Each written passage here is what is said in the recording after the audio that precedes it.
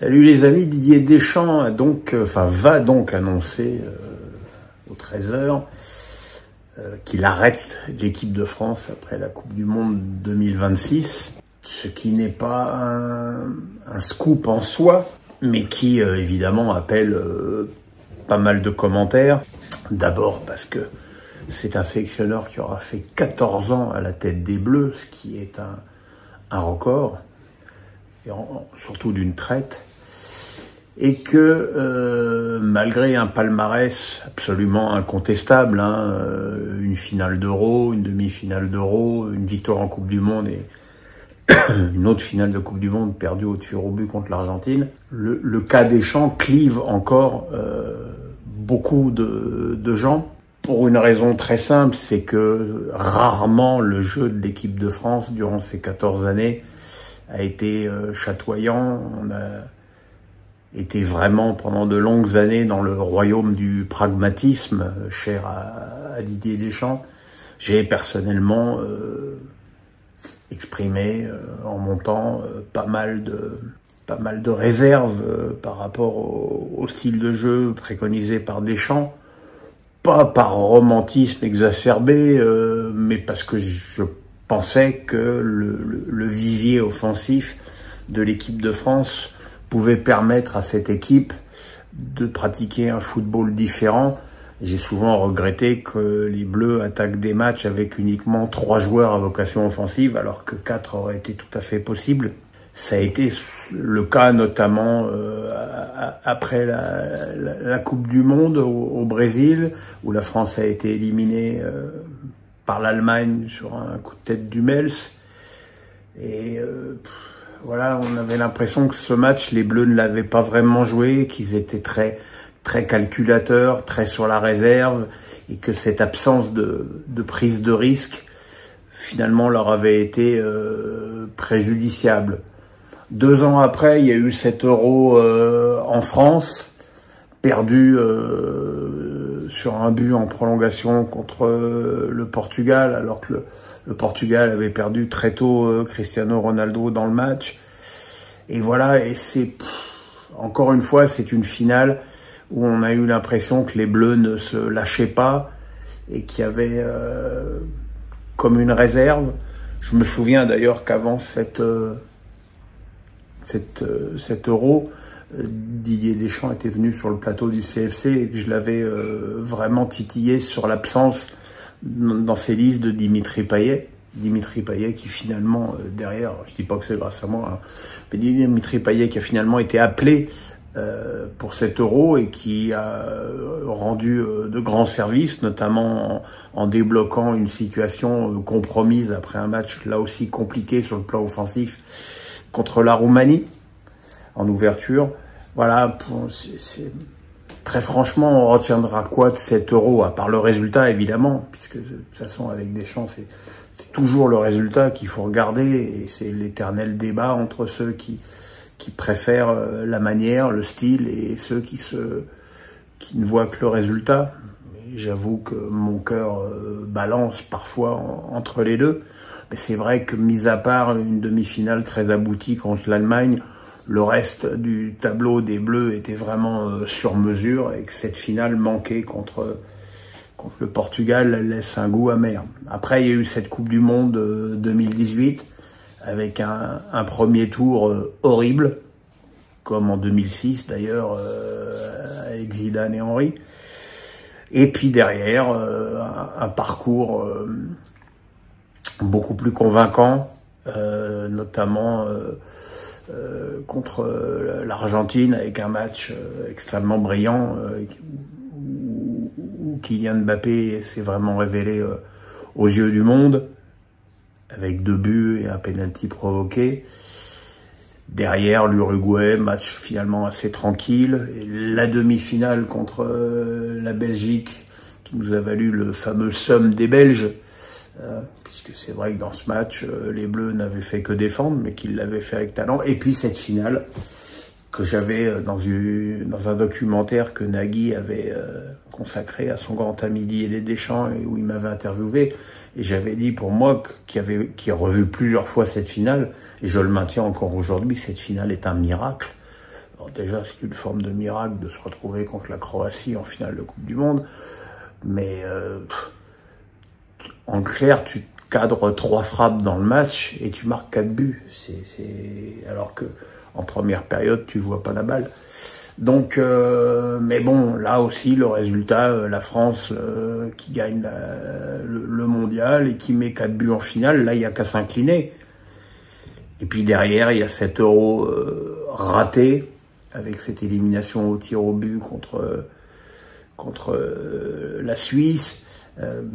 L'intégration, finalement, on ne saura jamais si l'intégration de Karim Benzema a été réussie ou ratée, parce que individuellement, c'est sûr qu'elle a été réussie. Il a fait un Euro finalement individuellement assez brillant, mais voilà, l'équipe de France n'avait pas d'expression collective de qualité, même si là, il y avait encore une fois Mbappé, Griezmann et Benzema. Benzema qui n'a donc pas fait la Coupe du Monde au Qatar, parce que il est parti soi-disant blessé. Enfin, ça, on le saura jamais vraiment, puisque au lieu de nous faire des tweets énigmatiques, ce serait bien que Benzema réponde parfois aux questions que les gens se posent. Bon, ça, c'est un autre débat.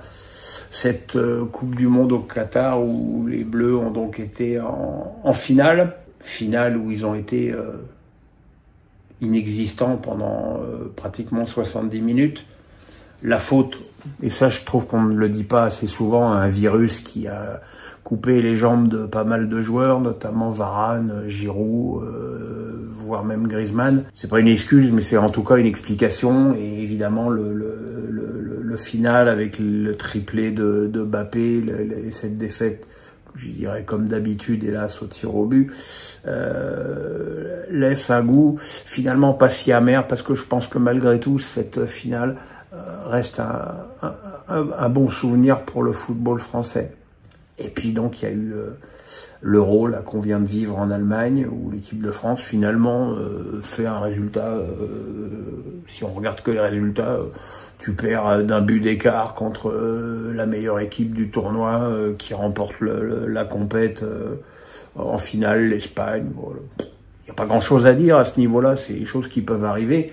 Le problème, là encore une fois, c'est l'impression laissée par les Bleus et cette absence absolue de jeu qui s'explique par les choix de Didier Deschamps, bien sûr, mais aussi par la méforme de Griezmann et de Mbappé. Donc voilà, et depuis cet Euro, on voit plein de choses autour des Bleus. On voit un désamour certain des Français qui se traduit dans les audiences TV. Le match, bon, si particulier contre Israël, mais qui n'attire même pas 15 000 personnes au Stade de France, et des problèmes qui commencent à apparaître en interne. On sait que des joueurs ont critiqué les méthodes d'entraînement de Deschamps avant le match en Italie. On sait que Griezmann, évidemment, a pris sa retraite, là aussi pour des raisons extrêmement énigmatiques. On ne sait pas pourquoi. Alors, beaucoup de gens supputent que c'est parce que Didier Deschamps a plus choisi Mbappé comme capitaine que Griezmann, mais moi je peux pas croire à ça. Je peux pas croire à cette version. Je peux pas croire que Griezmann arrête l'équipe de France juste pour un caprice et parce qu'il boude. Je pense que Griezmann était là de jouer au milieu, alors que de toute façon il suffit de voir jouer Griezmann avec l'Atlético et avec l'équipe de France pour voir que c'est pas le même joueur en termes de joie de jouer, en termes de rendement, mais surtout en termes de position sur le terrain. Et cette retraite surprise de Griezmann, c'est quand même une grosse pierre dans le jardin de Didier Deschamps, auquel s'ajoute ce conflit plus ou moins larvé avec Kylian Mbappé, où on ne sait pas, Mbappé sèche un rassemblement, le rassemblement d'après, Deschamps ne le sélectionne pas, et là encore une fois, dans les deux cas, la communication est très mauvaise, On ne sait pas pourquoi il est pas venu la première fois. On ne sait pas pourquoi il n'a pas été pris la deuxième fois. Bon, on sait que Deschamps est un utilisateur exceptionnel de la langue de bois, mais la vraie langue de bois, celle qui tape dur. Mais voilà, c'est pas... Parfois, il y a des bombes à désamorcer avec 3 mots ou une phrase. Il suffisait de dire, lorsque Mbappé est pas venu, il dit voilà, il arrive au Real, il a besoin de se consacrer à son club. J'ai dit que je me servais de cette Ligue des Nations comme d'un laboratoire. Et ben je le laisse à la disposition de son club. Et le truc était totalement désamorcé. Et puis expliquer aussi pourquoi il ne l'a pas sélectionné le truc d'après. Donc je pense que il y a une possibilité que le groupe, qui a quand même considérablement changé, même depuis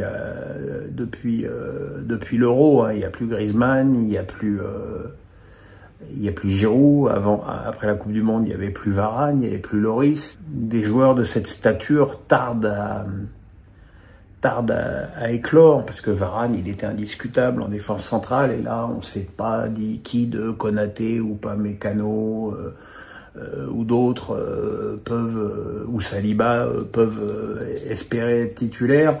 Évidemment, Griezmann est irremplaçable parce qu'on n'a pas de joueur dans son profil en France. On en a qui arrivent peut-être à Kliouche, Doué, Cherki, peut-être auront-ils leur chance. C'est peut-être d'ailleurs un des enjeux de Deschamps jusqu'à cette Coupe du Monde 2026, c'est peut-être d'intégrer des jeunes, peut-être que ça va lui faire du bien d'avoir annoncé qu'il arrêtait, peut-être qu'il va un petit peu plus se lâcher. Bon, je vous dis ça, j'y crois pas une seconde. Je pense que Deschamps jusqu'au bout fera du Deschamps parce que c'est sa nature profonde et que pour lui, un résultat de foot se construit avant tout par une assise défensive de qualité. Et en plus, le fait que Griezmann ait pris sa retraite, ça veut dire forcément qu'il sera remplacé au milieu par un joueur au profil plus défensif que lui. Et ça, je pense que quelque part, Deschamps, ça lui convient bien. Un des enjeux, ce sera évidemment de récupérer la meilleure version possible de Mbappé en sélection. Parce que je pense pas que l'équipe de France puisse se permettre le luxe de se priver en plus de Mbappé, surtout quand on voit les difficultés actuelles de Barcola. Et puis, bon, franchement, l'équipe de France en attaque, il y a quand même pas grand monde qui s'impose à part Mbappé. Donc voilà, quoi. Après, il se posera évidemment la question de la succession de Didier Deschamps. Alors tout le monde voit arriver Zidane gros comme une maison. Zidane qui est à la retraite et qui refuse à peu près tout ce qu'on peut lui proposer depuis pas mal de temps, sachant que, bon, visiblement, il n'a envie d'entraîner que le Real ou l'équipe de France, ce qui en soi est assez commode. Bon, vous savez que je suis pas le plus grand supporter de Zidane, mais franchement, il y a qui comme concurrent? Il y a Thierry Henry, on ne sait même pas si Thierry Henry a envie de ce poste. On sait qu'il a performé dans un style qu'on ne lui connaissait pas et qu'on n'attendait pas forcément de Titi, c'est-à-dire ce côté grand frère, copain et un peu chef de bande que Deschamps n'est absolument pas et que Zidane n'est pas non plus. Voilà, Zidane inspire le respect de par sa carrière de joueur et de par son palmarès à la tête du Real. Titi, lui, il inspire peut-être autre chose, une autre force, peut-être avec un groupe plus solidaire, plus enthousiaste. Voilà, c'est marrant, ce mot enthousiaste, c'est ce que je trouve qui manque le plus à l'équipe de France depuis quelque temps. Est-ce que Deschamps, parce que bon, il a dit qu'il arrêtait en 2026, mais là on est début 2025, ça veut dire qu'on a encore sélectionneur pendant 18 mois. 18 mois, c'est très long. Il y a énormément de matchs à jouer. Il y a la qualification pour la Coupe du Monde, il y a la fin de la Ligue des Nations et la Coupe du Monde, où évidemment on attendra des Bleus le meilleur résultat possible. Et voilà, l'héritage de Deschamps en termes de résultats, il est énorme. En termes de jeu, je dirais qu'il est encore presque complètement ouvert. C'est pas Deschamps n'a jamais été un copain, mais c'est pas un ennemi non plus. Moi, je lui suis extrêmement reconnaissant de ce qu'il a fait à la tête des Bleus. Je trouve effectivement que ça a duré trop longtemps. Mais voilà, maintenant, on va voir si les Bleus et leurs sélectionneurs sont libérés d'un poids avec cette annonce.